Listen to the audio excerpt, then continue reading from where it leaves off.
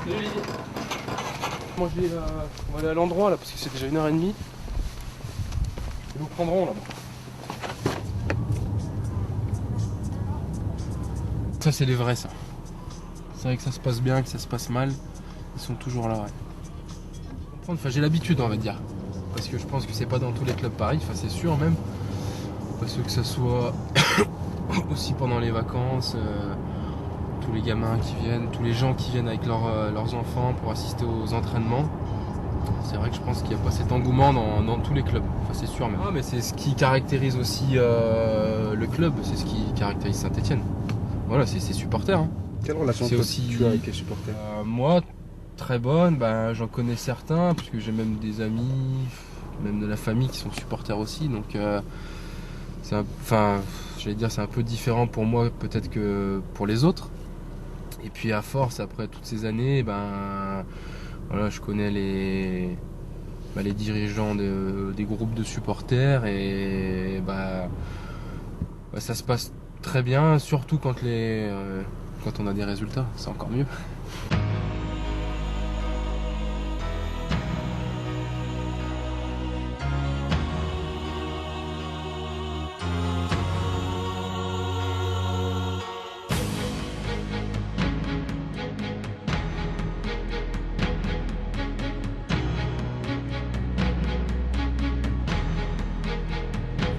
J'ai été formé ici, j'ai connu que ce club.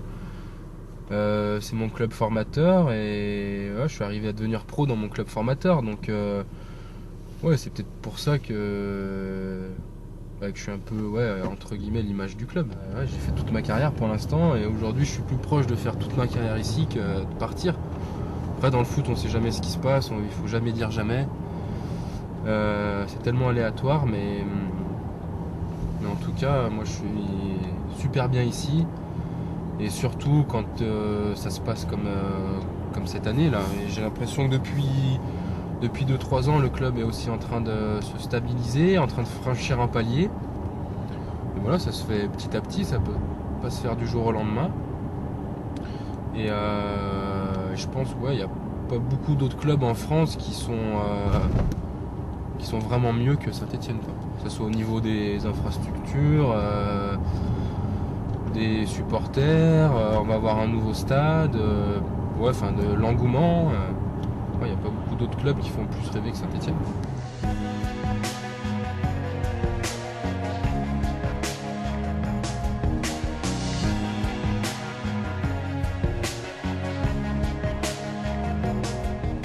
Ça fait un moment qu'il ne m'a pas raconté.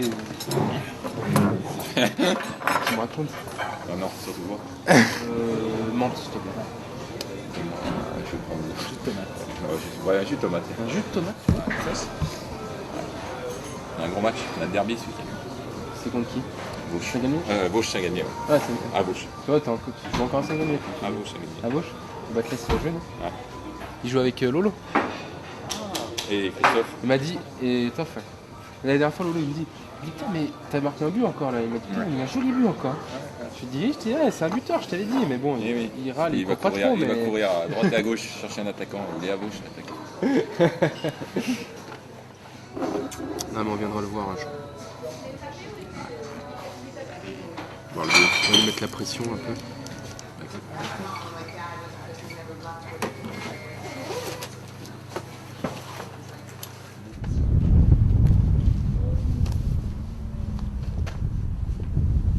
Au départ, je suis plus actionnaire. On avait décidé avec Jérémy Janot, donc qui est parti aujourd'hui au Mans, de faire un complexe sportif comme celui-ci. On voulait vraiment s'implanter dans la plaine. Donc on a trouvé ici Andrézieux-Bouthéon. Et aujourd'hui, c'est vrai que dès que je peux, je viens ici et je m'y intéresse parce qu'on fait des réunions un peu mensuelles pour voir comment ça marche, pour voir ce qu'il y a à améliorer. Donc j'essaye d'être présent même si c'est pas mon premier travail, quoi. Ça peut être une porte de sortie pour moi, ça peut être une porte de sortie. Je sais pas encore. Voilà, j'avais envie d'investir aussi dans la région. Parce que je pense que quoi qu'il arrive, même si ce que je disais tout à l'heure, faut jamais dire jamais, mais je pense que après ma carrière, de toute façon, je resterai dans la région. Voilà, c'était un beau projet. Et c'est toujours intéressant de créer quelque chose. Moi, j'étais là au départ, donc avant la construction, ça m'a permis aussi d'apprendre certaines choses et c'est toujours enrichissant. Et moi, c'est ce que je connais le mieux. C'est sûr que c'est un complexe qui est basé autour du foot. C'est l'activité principale, même si on a aussi voulu diversifier, mettre d'autres sports. Donc c'est pour ça qu'il y a du badminton, du squash, qu'il y a une salle de sport, qu'il y a un restaurant. Voilà, on voulait faire un pôle assez dynamique et puis complet. Donc voilà, c'est avant tout du foot, mais il n'y a pas que ça. Si moi, ça me permet, après ma carrière, je sais pas, peut-être, j'en sais rien, mais peut-être de travailler ici, voilà, ça peut être intéressant pour moi.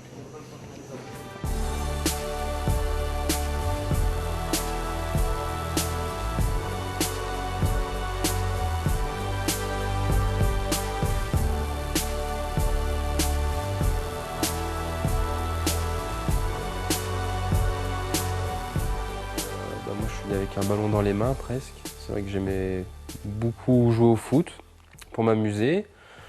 Et donc après, j'ai pris ma première licence, c'était à Périgneux. À Périgneux parce que j'avais toute ma famille là-bas et c'est vrai que c'était un peu la maison de campagne. Donc tous les week-ends, on allait à Périgneux, donc c'est proche de Saint-Bonnet-le-Château pour ceux qui connaissent pas. Et voilà, j'ai commencé là-bas parce qu'il y avait tous mes cousins. Et c'était même mon oncle qui m'entraînait. Je suis pas resté très longtemps parce qu'il fallait faire tous les voyages. Et donc pour des raisons plus de facilité, j'ai signé après une deuxième licence à Saint-Charles-la-Vigilante. Je suis resté 4 ans à Saint-Charles-la-Vigilante, donc on jouait à l'Étivalière, juste à côté du stade Geoffroy-Guichard. Et après Saint-Charles-la-Vigilante, je suis arrivé à Saint-Étienne à l'âge de 12 ans. Moi, j'avais envie de me faire plaisir, donc voilà, je me suis fait plaisir depuis ma première licence jusqu'à aujourd'hui. Même si quand j'ai signé à Saint-Étienne, c'était quand même une autre exigence, même à 13 ans, parce qu'on rentre quand même dans un club professionnel. J'ai eu d'ailleurs du mal à quitter mon club de Saint-Charles-la-Vigilante où je m'étais fait tous mes amis. Je me rappelle que ça avait été très dur. Et puis non, après en arrivant à Saint-Étienne, j'ai pris du plaisir, même si il y avait d'autres exigences.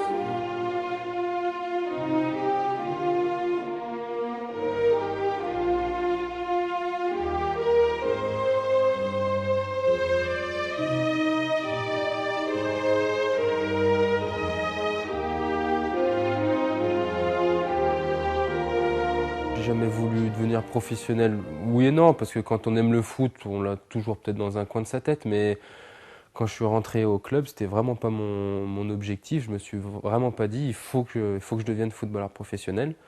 J'ai franchi étape après étape. Moi, quand on joue au foot, forcément, c'est notre passion, c'est ce qu'on aime. Donc, je joue au foot parce que j'aimais ça.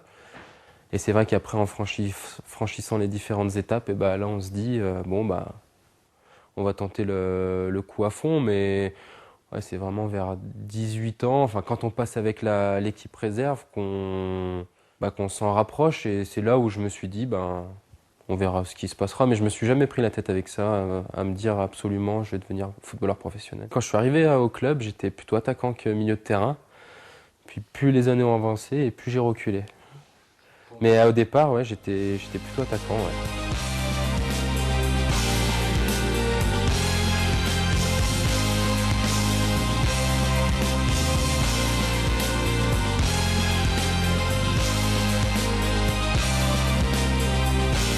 Défenseur central, aujourd'hui, ça me correspond très bien. Le poste de milieu défensif, là où j'étais formé, c'est là où j'ai pris le plus de plaisir quand j'étais jeune.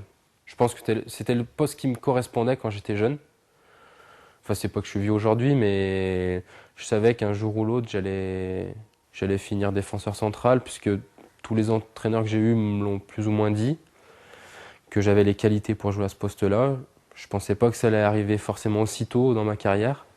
mais je m'y attendais. Défenseur central, on a la chance de voir toute l'équipe, d'être le dernier rempart à part le gardien forcément. Après c'est un poste qui demande moins d'efforts physiques mais plus de concentration. C'est pas du tout la même fatigue, c'est plus une fatigue mentale que physique. Et c'est un poste où on n'a pas forcément le droit à l'erreur puisque derrière il n'y a plus que le gardien.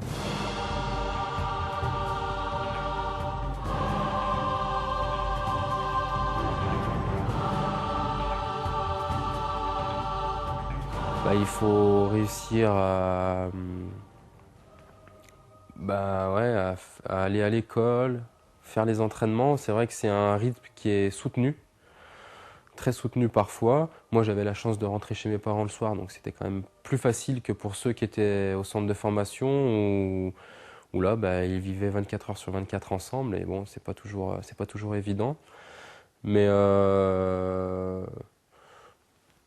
bon, ça s'est bien passé pour moi. Je pense que les formateurs aussi sont importants, très importants à cet âge-là.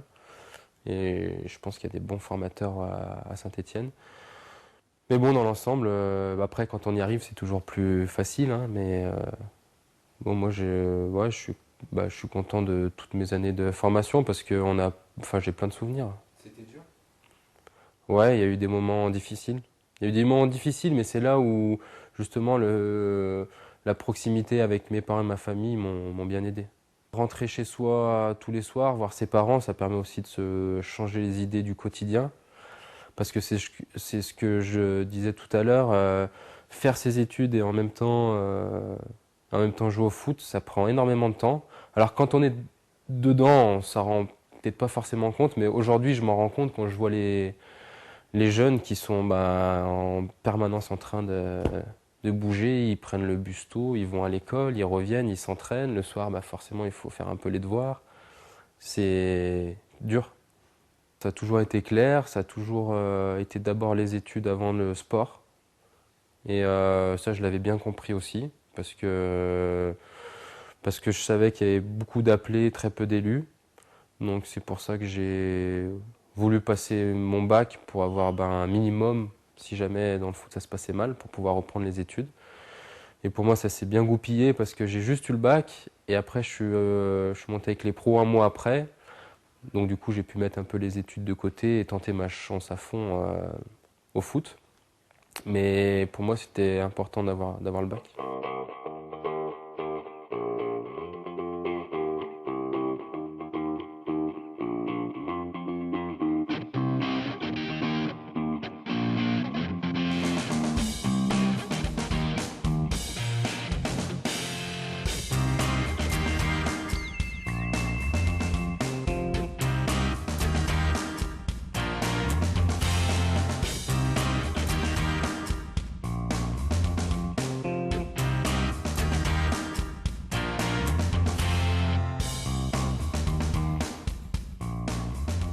Et c'était très rapide, puisque donc je finis mon année en moins de 18 ans.